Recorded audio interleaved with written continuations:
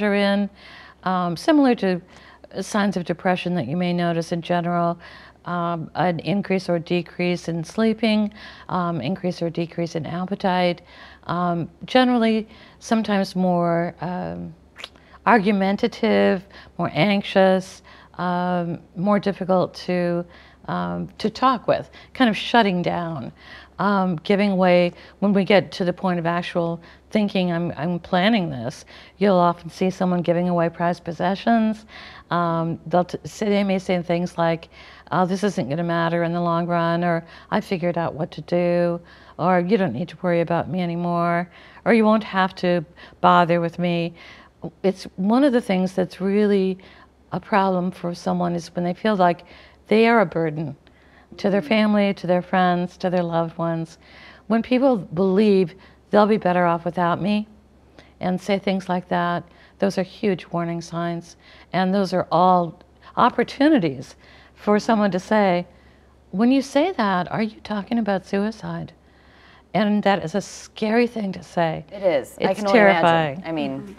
I mean, and suicide in the year 2010 for Lynn County is the second leading cause of death for people between the ages of 15 to 24. But when you talk about they're a burden on their family and perhaps their health is failing, it sounds to me like are more people who take their own lives older? Like way older? There sure are. Actually, the age group of 75 and over, especially men, have for years had the very highest rate of suicide, although that has gone down a bit to where middle-aged people actually have a higher rate than the older adults do. Each age group has its own, I guess, kind of reasons and stages, but you can feel like a burden at 13 as well as at 81. And so, well, if you feel like the family's always having to bail you out of a problem, or your parents have to go talk to the school counselor too often, or mom had to take off work one more time because of me, those kinds of things can get really embedded in a kid and feel like, everybody would have a better life if I just wasn't around.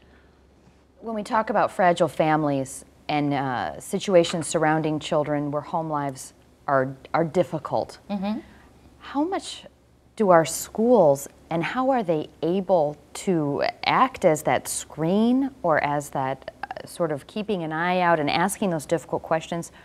Should our schools have to do that, and are our schools able to do that? Wow. Yeah. Big question. I think I believe that there are many things that schools are trying to do and have tried to do. There are some schools who are using a program called Teen Screen that comes out of Columbia and Rutgers universities that does help screen kids for a variety of mental health issues, including the potential for suicide.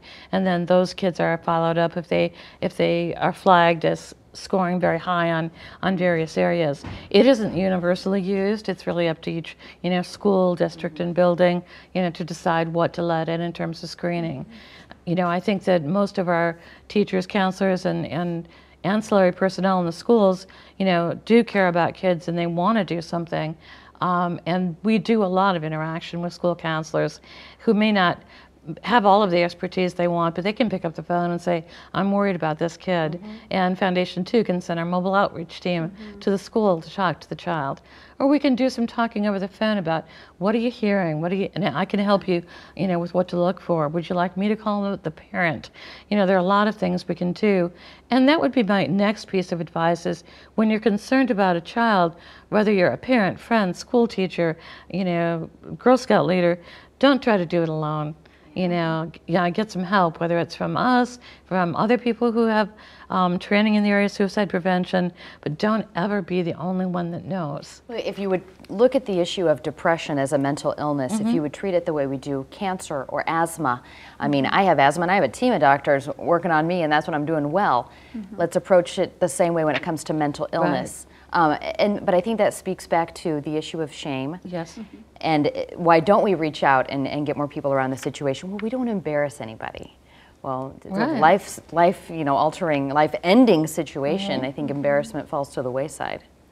I had a conversation once with a with someone who worked for a school, and I he was talking about stress was the reason that kids kill themselves, and I said very much as I did with you earlier, if it were a single reason like that, there would be a very high suicide rate among all people and certainly students.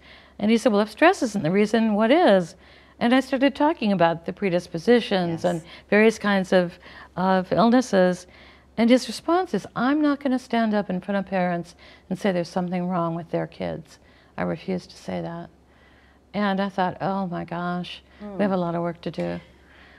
We do. Well, hopefully with the work that Foundation 2 is doing, and hopefully with the megaphone that local TV news can be for community, and not just the Cedar Rapids area, given what happened recently, but far beyond, that people will take action and they will call that number that we had up, 1-800-332-4224, if you are in need or if you want to talk to somebody that you love and that you know who may be in need. Well, Deb Peddycoart, thank you so much from Foundation 2. Elisabeth Kissling, thank you for your time. I really do appreciate it.